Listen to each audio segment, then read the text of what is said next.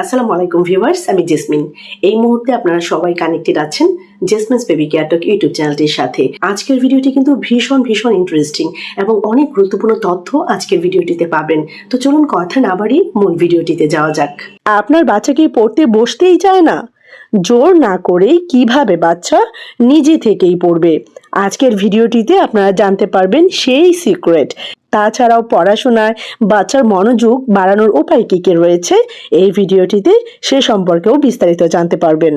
বাচ্চাদের 3 থেকে 4 বছর বয়স হলো ব্রেইন ডেভেলপমেন্টের সবচেয়ে গুরুত্বপূর্ণ সময়। গবেষণায় দেখা গেছে এই বয়সে যেভাবে শেখানো হয় সেটাই বাচ্চার ভবিষ্যৎ শেখার অভ্যাস তৈরি করে। তো এবার প্রশ্ন আসে, 3 থেকে 4 বছরের বাচ্চাকে ঠিক কি শেখাবেন?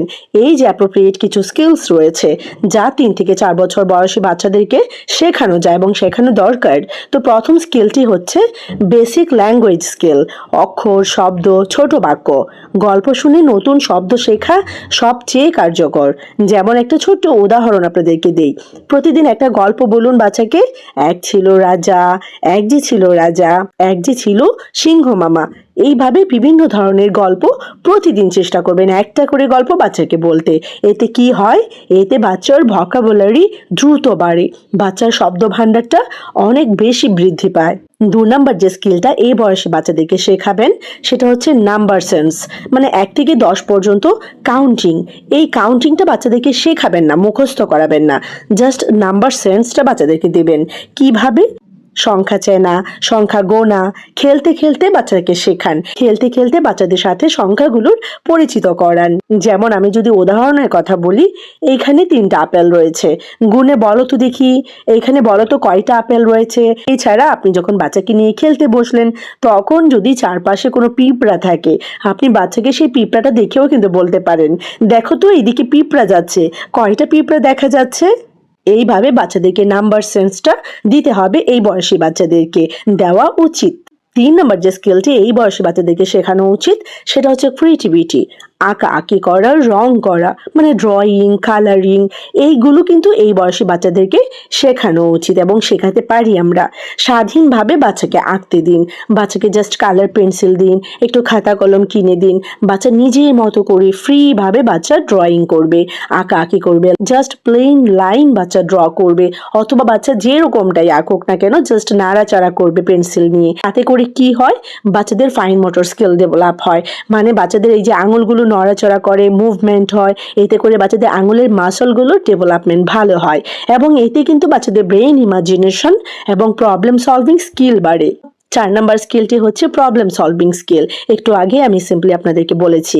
তো প্রবলেম সলভিং স্কিলের কথা যখন বলবো তখন কিন্তু চলে আসে সহজ পাজল বা ব্লক।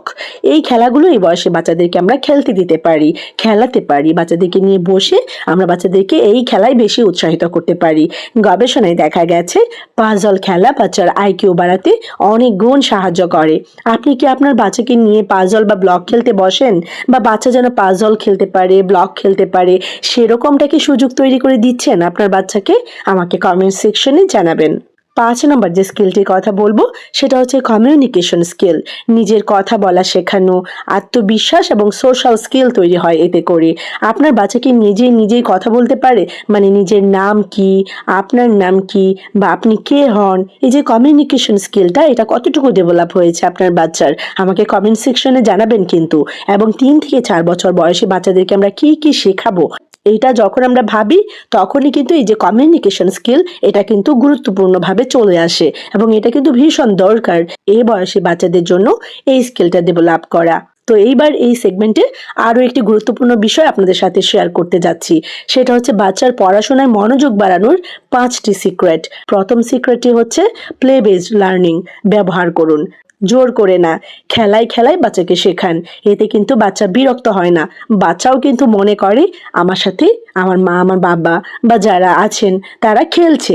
বাচ্চা কিন্তু খেলায় খেলায় শিখতে পারে। সুতরাং বাচ্চাকে কিন্তু জোর করে শেখাবেন না, খেলতে খেলতে শেখাবেন, খেলায় খেলায় শেখাবেন।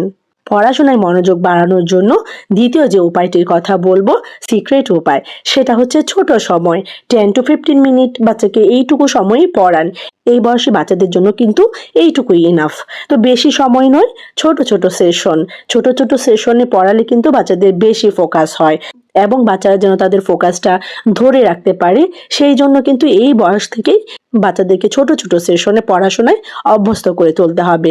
তাহলে হবে কি, যখন বাচ্চারা আস্তে আস্তে বড় হবে, যখন বাচ্চারা স্কুলে যাবে, তখন কিন্তু তাদের কাছে পড়াশোনাটা এত বেশি বোর লাগবে না।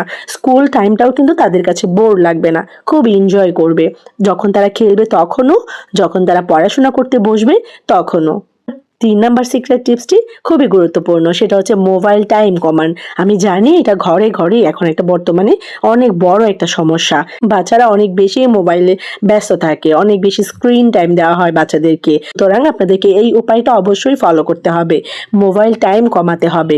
বাচ্চারা যেন মোবাইলটা কম ইউজ করে, বাচ্চারা যেন স্ক্রিনে কম বেশি ইনভলভ থাকে, সেই দিকটা আমাদেরকে অনেক বেশি সচেতন হতে হবে। তো স্ক্রিন টাইম বেশি হলে কি হবে, বাচ্চাদের অ্যাটেনশন স্প্যান কমে যায়। অনেক বেশি মোবাইল দেখলে, অনেক বেশি টিভিতে এঙ্গেজড থাকলে, অনেক বেশি বাচ্চারা যদি গেম খেলে, অনেক বেশি যদি তারা ভিডিও দেখে, স্ক্রলিং করে, তাহলে কিন্তু তাদের অ্যাটেনশন স্প্যানটা অনেক বেশি কমে যায়। সেই জন্য এই দিকটায় আমাদেরকে নজর দিতে হবে। তো গবেষণায় প্রমাণিত একটি ইনফরমেশন রয়েছে, একটি ফাইন্ডিংস রয়েছে যেটা খুবই গুরুত্বপূর্ণ। সেটা হচ্ছে অতিরিক্ত স্ক্রিন বাচ্চার কনসেন্ট্রেশন কমিয়ে দেয়। আপনার কি মনে হচ্ছে আপনার বাচ্চা ইদানিং বা বেশ কয়েক মাস ধরে টানা কি অনেক বেশি মোবাইলে সময় কাটায়, অনেক বেশি স্ক্রিন এডিক্টেড? যদি এরকমটা হয়, আপনার কাছে কি মনে হচ্ছে বাচ্চাকে যে কোনো কাজ খুব কম সময়ে মনোযোগ ধরে রাখতে পারে, বা তার কনসেন্ট্রেশনটা কি অনেক বেশি কম? এটা আপনি একটু খেয়াল করে দেখবেন এবং আমাকে কমেন্ট সেকশনে জানাবেন। 4 নাম্বার যে সিক্রেট টিপসটি রয়েছে, যে সিক্রেট উপায়টি রয়েছে, সেটা হচ্ছে প্যারেন্টস ইনভলভমেন্ট। খুবই খুবই গুরুত্বপূর্ণ এই উপায়টি। পাশে বসে শেখান বাচ্চাকে, জাস্ট বই খাতা কলম বা চেয়ারে বসিয়ে দিয়ে আপনি অন্য কোথাও চলে যাবেন না, বা আপনি ফোনে এঙ্গেজ থাকবেন না। বাচ্চার পাশে বসে বাচ্চাকে শেখান এবং অনেক আগ্রহ নিয়ে বাচ্চাকে শেখান। আপনারা জানেন যে বাচ্চারা আমাদের বড়দের কপি করে, সেই জন্য বাচ্চাকে পড়াশোনায় বসিয়ে আমাদের নিজেদের যেন অনেক বেশি আগ্রহ এই পড়াশোনাটার প্রতি, সেটা বাচ্চাকে বোঝাতে হবে। তাহলেই কিন্তু বাচ্চা অনেক বেশি আগ্রহ পায়। এবং সেটা কখন আসবে, যখন আপনি আপনার বাচ্চার পাশে বসে শেখাবেন বাচ্চাকে। আপনি ফোন স্ক্রল করবেন না বা ফোন নিয়ে আপনি এঙ্গেজ থাকবেন না। ছোট একটা উদাহরণ দিয়ে আপনাদেরকে বুঝিয়ে দিচ্ছি। মনে করুন এখন পড়ার সময় বাচ্চাকে আপনি বলবেন চলো আমরা একসাথে পড়ি। এই অ্যাপ্রোচটা অনেক বেশি কিন্তু কাজ করে। আপনি একটু এই অ্যাপ্রোচটা ফলো করে দেখবেন কেমন রেজাল্ট পান। 5 নাম্বার সিক্রেট উপায়টি হচ্ছে প্রেজ অ্যান্ড রিওয়ার্ড। এটা কিন্তু খুবই গুরুত্বপূর্ণ। আমি আমার আগের বেশ কয়েকটি ভিডিওতে কিন্তু এই নিয়ে কথা বলেছি। প্রেজ অ্যান্ড রিওয়ার্ড, ছোট অর্জনেও প্রশংসা করুন বাচ্চাকে। এই যে প্রশংসা, এটা পেলে কিন্তু অনেক বেশি উৎসাহ আসে মনের মধ্যে, অনেক বেশি মোটিভেশন কাজ করে। আমরা বড়রাই যদি চিন্তা করি, আমরা একটা কাজ করলাম, আমাদেরকে যদি কেউ প্রশংসা করে যে তোমার এই কাজটা খুব ভালো হয়েছে, আমরা নিজেরাই কিন্তু অনেক বেশি বেটার ফিল করি, একটা গুড ফিলিং আসে, একটা পজিটিভ ভাইব আমরা বুঝতে পারি। তো সেরকমও ছোটদেরকেও কিন্তু ছোট ছোট অর্জনেও প্রশংসা করতে হবে। তাদেরকে প্রশংসা করুন, ভুল হলেও তাদেরকে প্রশংসা করুন, অপমান করবেন না। এতে কি হয়, বাচ্চাদের মোটিভেশন বাড়ে। যেমন আপনি বাচ্চাকে বললেন, ওয়াও তুমি তো আজ 5টা শব্দ শিখে ফেলেছ, দারুণ। তো পাওয়ারফুল সাইকোলজি ট্রিক রয়েছে, সিক্রেট টিপস যেটা অবশ্যই, সেটা হচ্ছে বাচ্চাকে কখনো বলবেন না পড়তে বসো, মুখ কালো করে ধমক দিয়ে বা গম্ভীর হয়ে, এটা কখনোই বলবেন না।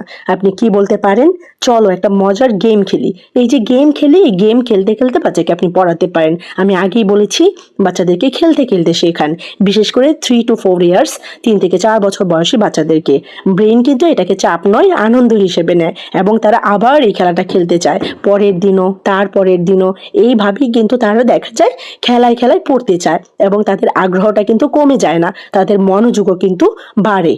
তো ফাইনালি আমি আপনাদেরকে একটা কথাই বলবো, সবসময় মনে রাখবেন এই বয়সে জোর না, ভালোবাসা আর সঠিক পদ্ধতিই বাচ্চাকে সফল করে। অবশ্যই আমি আপনাদেরকে বলবো এই ভিডিওটা শেয়ার করে দিন অন্য গার্ডিয়ানদের সাথে। আর এরকম smart parenting tips, baby care related videos পেতে অবশ্যই কিন্তু চ্যানেলটির সাথে কানেক্টেড থাকবেন। তো কেমন লেগেছে আজকের ভিডিও অবশ্যই কিন্তু আমাকে কমেন্ট সেকশনে জানাবেন। আর এরকম ছোট বড় আর অনেক ইনফরমেটিভ ভিডিওস পেতে এই চ্যানেলের সাথে কানেক্টেড থাকবেন। আমি চ্যানেলটির নাম আবারও বলছি, Jasmine's baby care talk YouTube channel. যারা যারা চ্যানেলটি এখনো সাবস্ক্রাইব করেননি, আজকেই প্রথম এই চ্যানেলটিতে ভিজিট করেছেন, তাদেরকে আমি বলবো এরকম ইনফরমেটিভ ভিডিওস পেতে অবশ্যই চ্যানেলটি সাবস্ক্রাইব করে রাখবেন, পাশে থাকা বেল আইকনটিতে ক্লিক করে রাখবেন। তাহলে কি হবে, পরবর্তীতে যখনই আমি ভিডিও আপলোড করব সবার প্রথমে আপনি নোটিফিকেশন পেয়ে যাবেন। সবাই ভালো থাকবেন, বাচ্চাদেরকে ভালো রাখবেন। আল্লাহ হাফিজ।